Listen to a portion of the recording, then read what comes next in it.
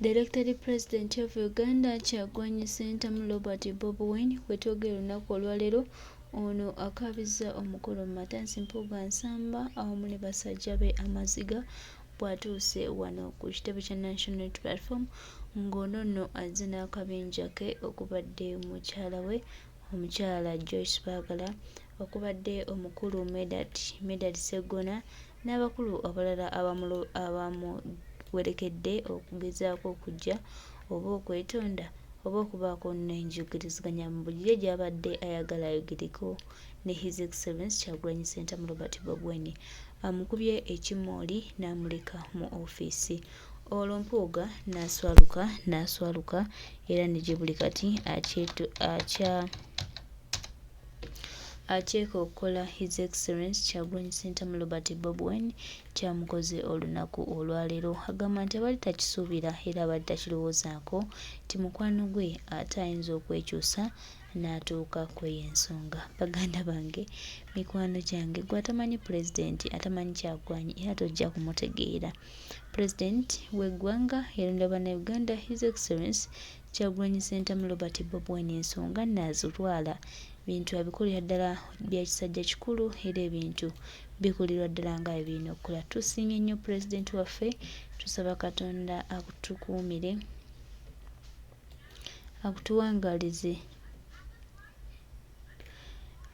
akutuwangaalize ate tulabe nga Uganda yaffe eyongera okutambula n'okutuuka ewatuufu we yandituuse.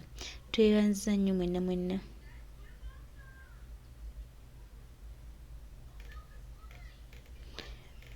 tweyanza nnyo mwenna abatukwatirako okutuuka ku lugendo luno olw'okwenunula n'olw'okubaako ettaffaali ery'enjawulo lye tweteekako. Tukkiriza era tulina okukkiriza nti Uganda yaffe ejja kununulwa, ejja kuba ey'enjawulo era ejja kutambula.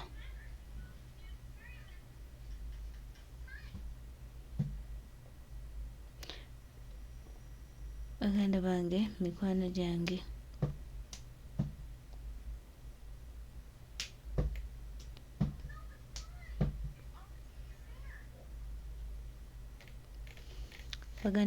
mikwano gyange, byebyo ebigambo mukulu Kyagulanyi Ssentamu Robert Bobi Wine byawadde Matansi Mpuga Nsamba. The National Reconciliation and Reparation Program.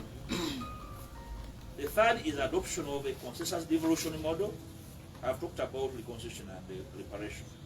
But the issue of adoption of a consensus devolution model is a power sharing model across the country to replace what we know as decentralization that has failed us.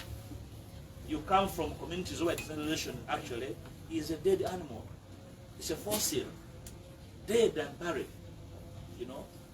So then, if you want to enhance the sharing of national resources and the delivery of services, what do? We are proposing a devolution framework, call it a federal framework, where power across regions is going to be shared, and we congest the corrupt center and we take resources to the people where need lies. This conversation has been around us over time, and then we run away from it because we fear to annoy the center. We are not into an appeasement arrangement. We are into serious business. These country resources do not belong to an individual. They don't belong to a family or a community. They belong to all of us. Therefore, we want to evolve a framework that can guarantee that every citizen at any one time will have a chance to have a share into the national resources. You can disagree with us and give us an alternative.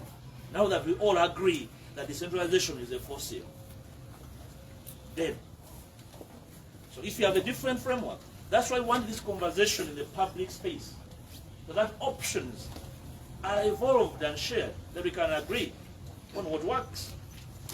4 is adoption of a consensus on proportional representation. I have a proviso in the amendments I provided to Parliament that talks about introducing proportional representation.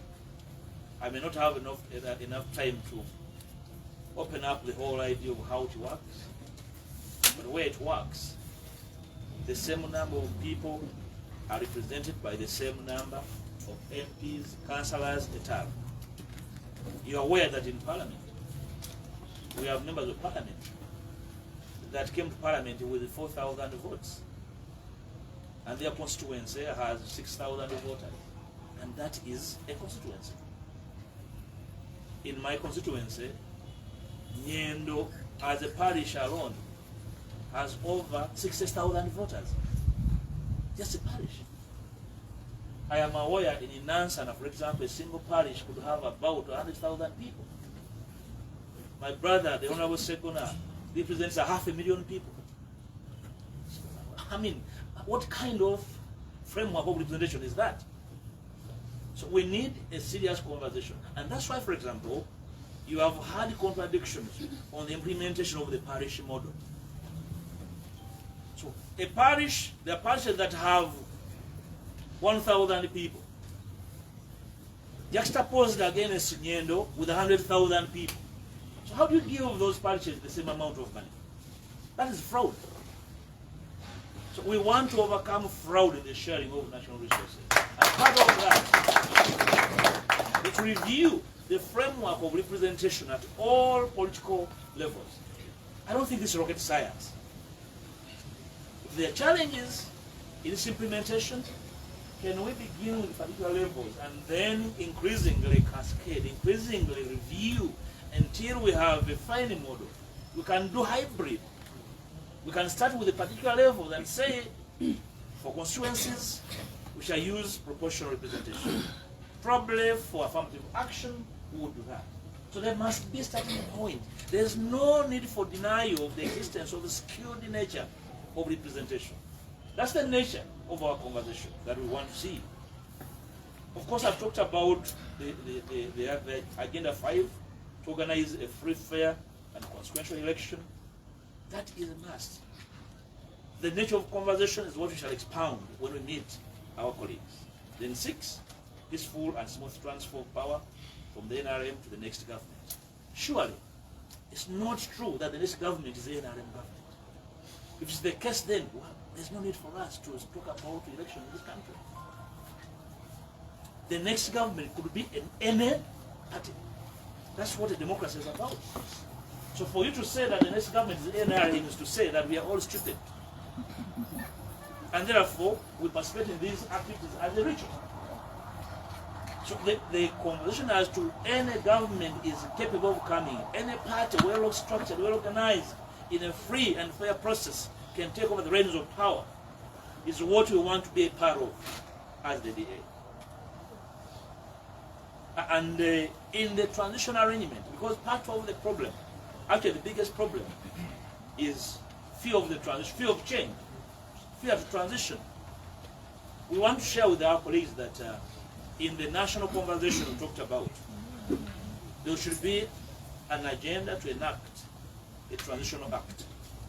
Remember, Comrade Dr. Baiga in the 9th Parliament attempted to present a Presidential Transitional Act, a bill for a Presidential Transitional Act. He did not even get leave of Parliament. Because the whole idea of change sends calls down people's spines. We want to have people understand that change will happen. And they start self-education that change will happen. And it may happen without them causing it, those who fear it. It's not true that when you fear something, it does not happen. Actually, it's very likely that what you fear will happen. So can we prepare you for the consequences of what you fear? The best form of preparation is enacting legislation that guarantees that change will happen. It will not happen at your behest. It will happen because citizens demand for it and desire it. And therefore, there must be a legal regime that midwives that transition. That's our business as political leaders in this country. So we would like to see a National Transition Act or a Presidential Transition Act. We want to see a National Reconciliation Act. We want to see a Presidential Privileges and Immunities Act reviewed, because there's a fear there. Being the president of Uganda for 40 years, And given the nature of acts of the presidency for 40 years, there is imminent fear of transition. Can we, as a people, have a conversation on the nature of safety nets, privileges that can obtain, immunity that can obtain to the presidency, and immediate actors around the presidency? That probably will give some people an opportunity to rethink their insistence on turning this country into a pariah state. We want a National Devolution Act. I talked about devolution and the death of decentralization. These are very eminent provisions we want to see in the kind of amendments we want to see coming. So essentially, the reform process would include constitutional, electoral, and administrative reforms. I talked about the constitutional reforms, hitherto, in our earlier briefings here and at Parliament, that the key constitutional reforms we want to see include the restoration of term limits. Very key. I have heard comrades say that please, term limits should also come with the age limit. Perfect. Can we have a conversation on how those two fit into each other? Do you need both? Do you need one? Probably some of you are young people, and nobody can blame you. But those of you who are around during the conversation in the C8 times, I was an HSC student. At the inauguration of the Constitution, I was in the university first year.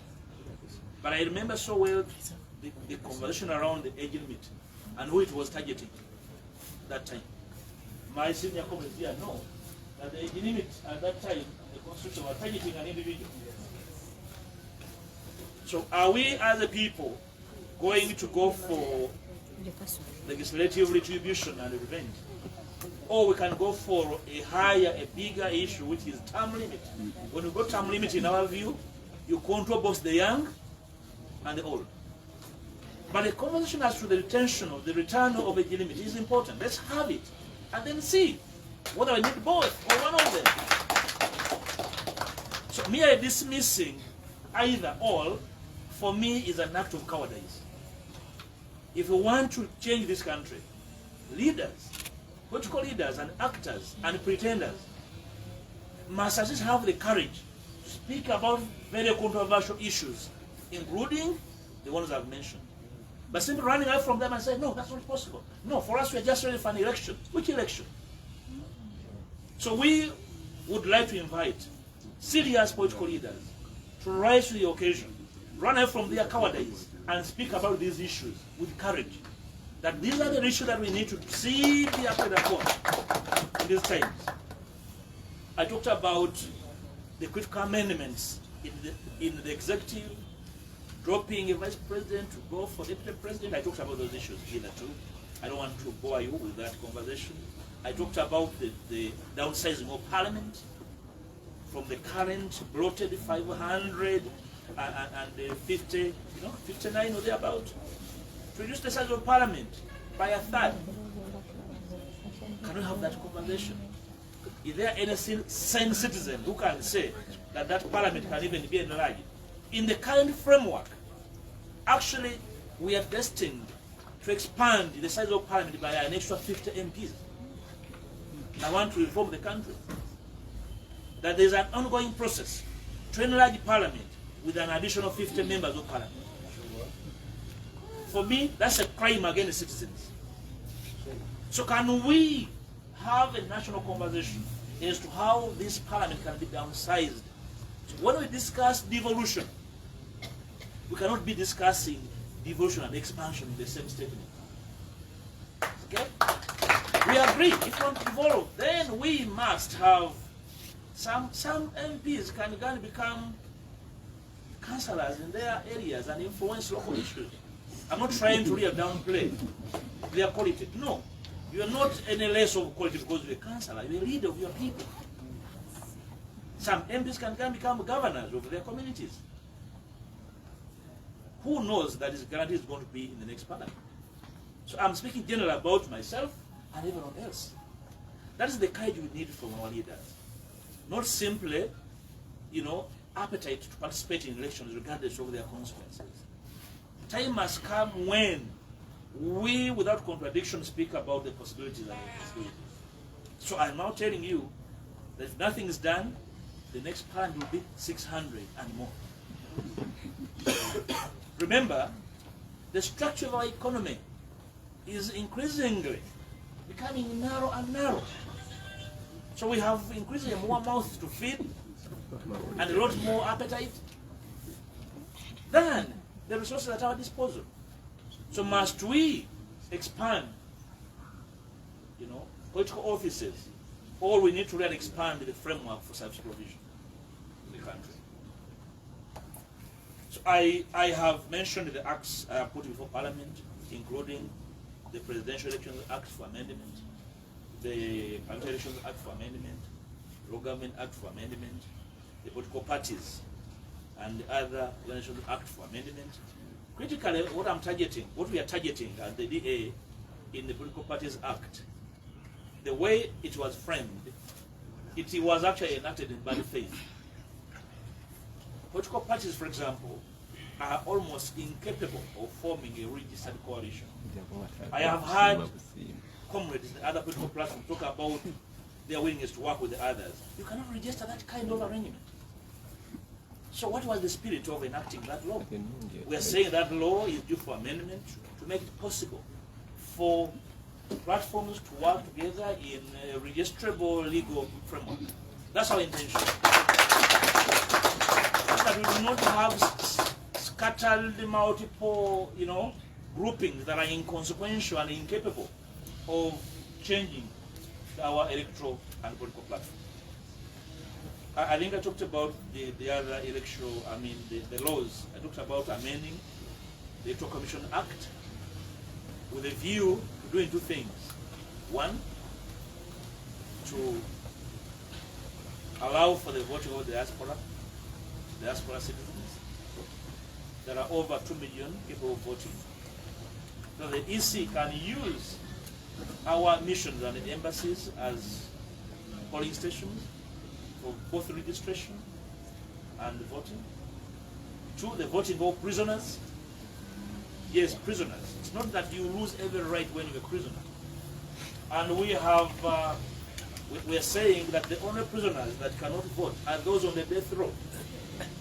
Because the presumption of law is that when you're on the death row, you are literally decommissioned as a living person.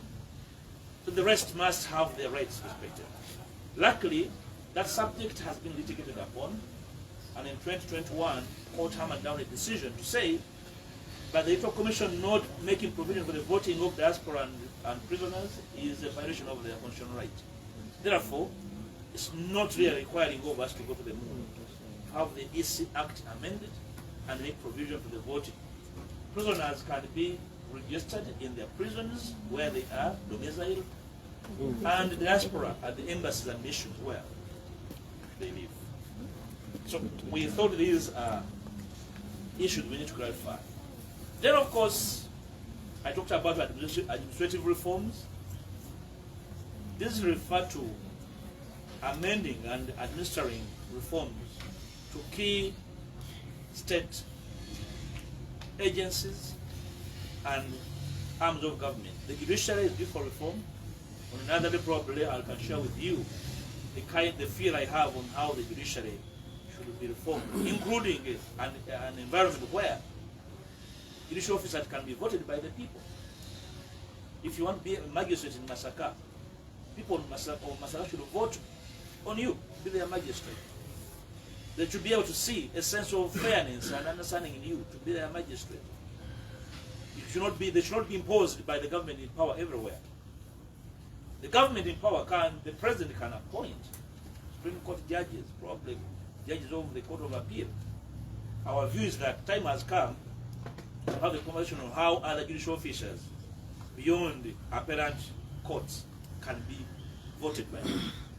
These are very broad ideas that need a complex conversation from stakeholders. We believe that the educational reforms are long overdue. Reforms in health are long overdue. Why don't we have national health insurance, for example? small nations have insurance?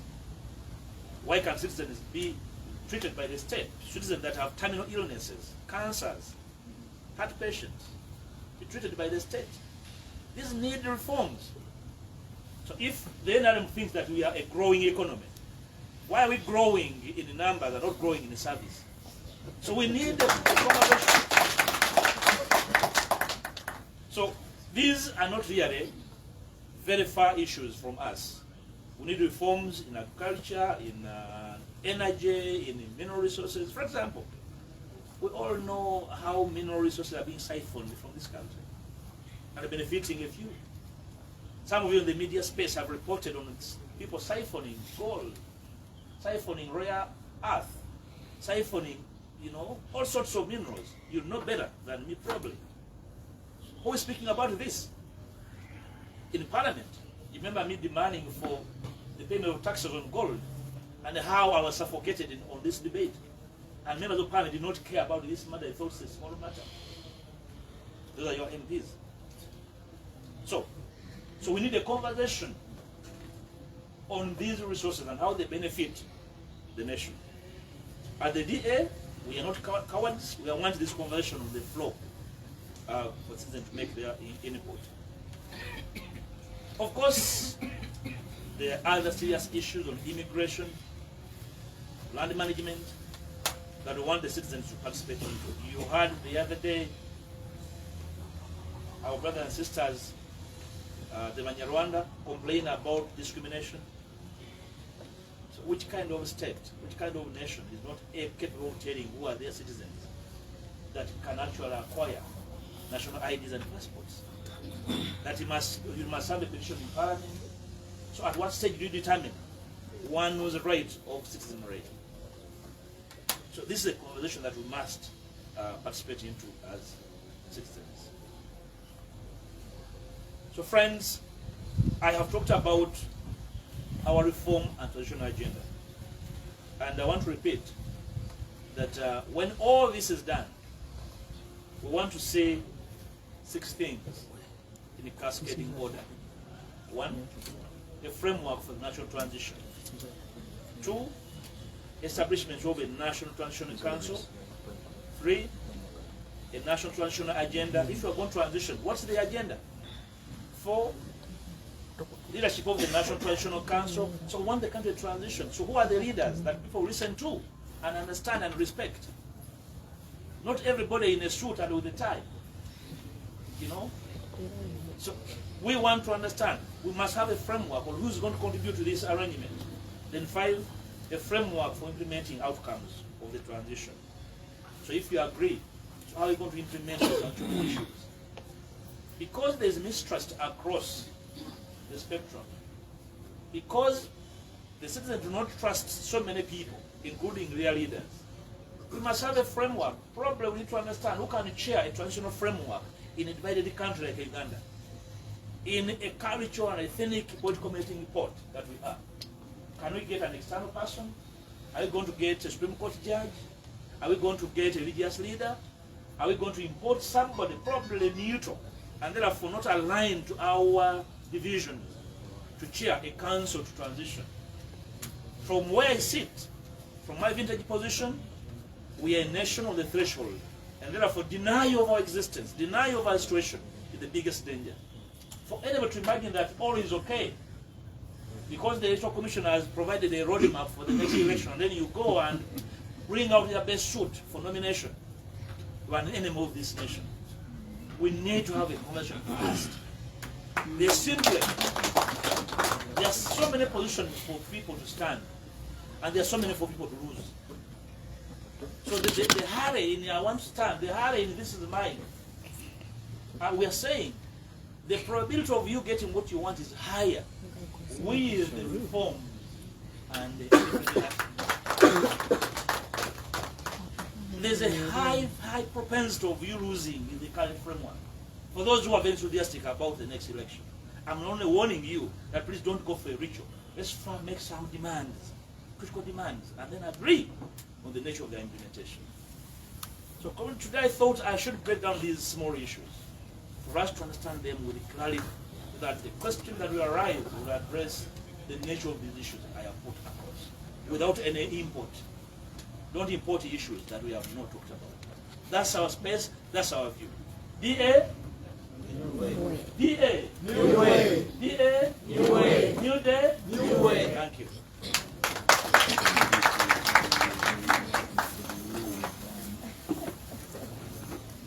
VP. Thank you very much. I think Right Honorable will not take his seat. VP. We just need to invite a few questions. Vice President. And after the questions, he can be able to give us the other local version. Today he might prefer to give it in Lunyakore or Lusoga. It will be his preference. Can we have a few questions? Yes, one, you just tell us your name and media house. One, let's have a couple of 1, 2, 3, 4, 5. 1, 2, 3. Okay, let's take those ones.